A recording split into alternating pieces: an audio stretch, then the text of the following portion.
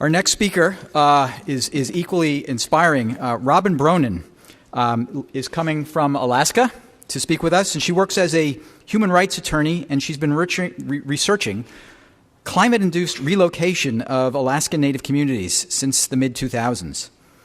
She received her PhD in December 2012 from the Resilience and Adaptation Program at the University of Alaska Fairbanks and received her law degree at the University of California at Davis. She's a senior research scientist at the University of Alaska Fairbanks Institute of Arctic Biology, and she also works as the executive director of the Alaska Institute for Justice, a nonprofit agency that is the only immigration legal service provider in Alaska and does a number of things, and is also a research and policy institute focused on climate change justice issues. She's won, and I urge you to read her full bio. She has won an incredible array of really important awards, and based on yesterday's discussions related to Indigenous peoples and the social dimension of what we're talking about, I couldn't think of a better speaker for this panel, so please.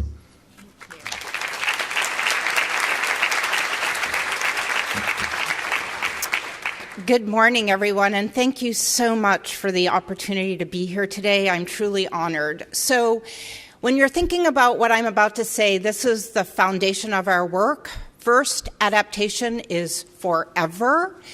Justice, equity, and human rights have to be the basis of everything that we do. The work that we're doing is transdisciplinary, and we are working at the UN level. So the work that the tribes are doing in Alaska is informing UN policy. We were working with the Obama administration, with the White House Council on Environmental Quality. We've worked with the state government, and of course, the tribes are front and center of what we're doing. And I hope all of you know what's happening in the Arctic. And if you don't, I'm hoping that you will start paying attention to what's happening in the Arctic, because it is urgent. The passion in my voice is because what is happening in the Arctic is truly alarming. So the first two maps on the top are from NOAA, and they do this every month, so I'm hoping that you will look at these every month. And the one on the left is from November of 2016. The one on the right is from February of 2017. I did not include the map of December in 2016. So 3 times this past winter, the Arctic temperature was 36 to 40 degrees Fahrenheit above normal. 3 times, and if you look at where that red hot spot was, right over Greenland. And if you look then on the lower map, the temperatures in Alaska have equally been alarming, and there was just a report that was issued 2 days ago. Our temperatures this past winter and the winter before were 6 degrees Celsius above normal. This winter, we actually had snow. For the previous 3 winters, if you can imagine, there was no snow where I live in Anchorage, Alaska. 3 winters, no snow. And so that's the framework of what we are talking about. And then there's what's happening with Arctic sea ice extent. So last year, every month except during the summer, there were monthly minimums of Arctic sea ice extent. And what was really alarming was February of last year was the lowest maximum extent of Arctic sea ice, and then 2012 was the record minimum low during the summertime. This is having a profound impact on the habitability of the communities that are along the western coast of Alaska. And what's really important to understand about this issue of relocation is that it's the combination of the slow ongoing environmental change, which is in Alaska, it's accelerating rates of erosion, because that Arctic sea ice used to be the natural barrier.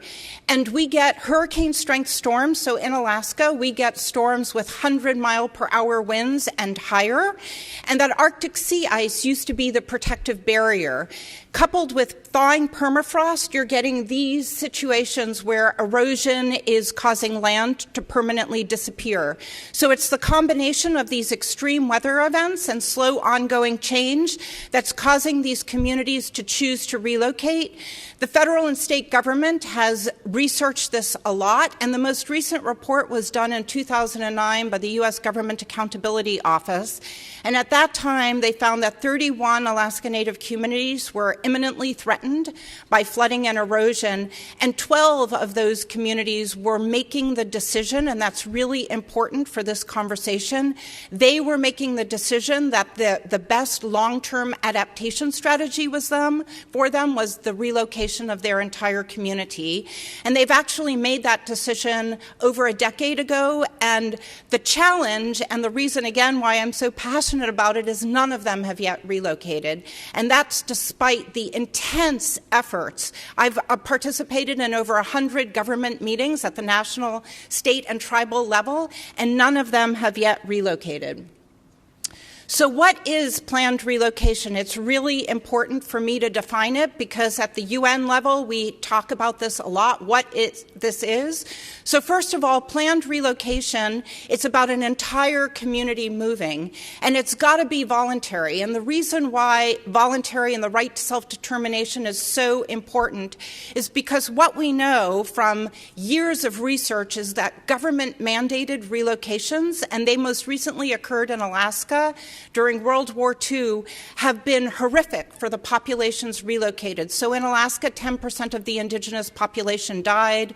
The research done because of the infrastructure development projects that have forced relocation have caused the impoverishment of people and the fracturing of their social networks. So it's critical that this relocation process be voluntary. And then it's got to be a disaster risk reduction method. So it's not the same thing to have a relocation after people are displaced because of an extreme weather event.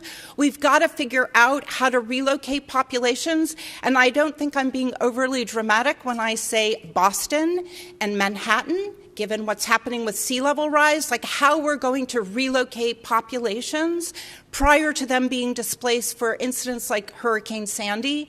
And then again, how are human rights going to be protected? At the UN level, there is no human rights document that specifically addresses this issue. And so when we're talking about human rights, we're talking about, in indigenous communities, it's the right to be able to continue to subsist, it's the right to improve your livelihoods, and of course the right to self-determination. So there are three huge governance issues that we're focused on. The first one is in the United States, and the United States is not alone, there is no federal or state government agency that has the responsibility to relocate populations, not one. And that's the reason why none of the communities in Alaska have yet relocated. Nobody has the mandate or the funding. The second issue, which honestly is the more challenging and the one that we're working on with 15 Alaska Native tribes, is at what point in time should a community think that they need to relocate because they can no longer be protected in place? That is a critical question that needs to be answered. And then how can human rights be protected? So in doing this research now for the last decade, this is what I've conceived of as an adaptive governance framework where you always start with protecting people in place. And the justice part of this is if people in Lower Manhattan can be protected by the technology, then people in Alaska and the South Pacific need access to that technology to be protected in place, because we don't know how to relocate populations at all, and we certainly don't do it well. And then we've got to come up with relocation indicators. What would those indicators be from an environmental, public health, social well-being perspective? And then you've got to facilitate a relocation process. You know, one of the pieces is about funding, like where people always ask me, where's the funding going to come from? And we just need to be really more strategic about the funding that already exists when we're thinking about how we respond to extreme weather events.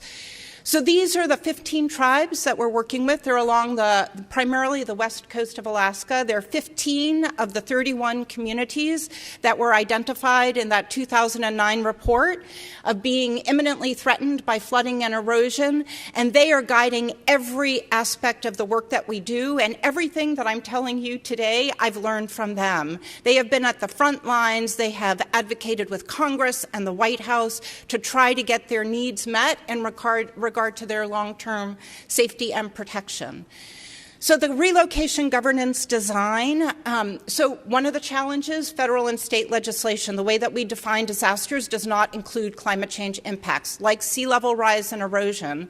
So there is no funding mechanism within the Stafford Act, is the federal legislation that governs every aspect of the way that we respond to natural disasters in the United States. Good governance. What is good governance? Obviously, I keep talking about human rights because that's the foundation, but there's got to be transparency. And with the injustices that have been part of our society and are playing out now, we've got to figure out ways of engaging with communities. And so the heart of what we're doing is social environmental monitoring. So in figuring out like how you get communities engaged, people need to understand their risk, to know that they can't be protected in place. They need to believe that the science that you all have is true and accurate, and they need to be doing that with state and federal government partners, right? They can't be doing it alone, because if adaptation is forever, we need to create dynamic governance systems that can change as climate change changes and then accelerates. And then, of course, the funding. I mean, as I mentioned, so we're looking at current government programs to see where current streams of funding can come from, and obviously we're going to need additional funding sources. So I know you all know this, but what happens in the Arctic, it doesn't remain in the Arctic. And one of the things that I just read literally 2 days ago is the governor of Louisiana just declared a state of emergency 10 days ago because of the loss of coastal lands in Louisiana, a state of emergency in Louisiana because of sea level rise. And so obviously we need to figure this out. And one of the pieces, that people ask me is we want to do community-based health monitoring. I know nothing about health, and when I talk about community-based health monitoring, I mean communities empowered with gathering the information and understanding it as climate change accelerates, so they have really good information about how climate change is impacting their health. And if you have any ideas, please come up to me afterwards, because I would love to partner with you. Thank you.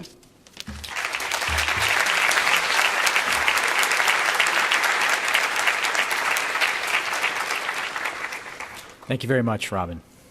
Very important contribution. We'll be following up. We'll have some time for question and answer.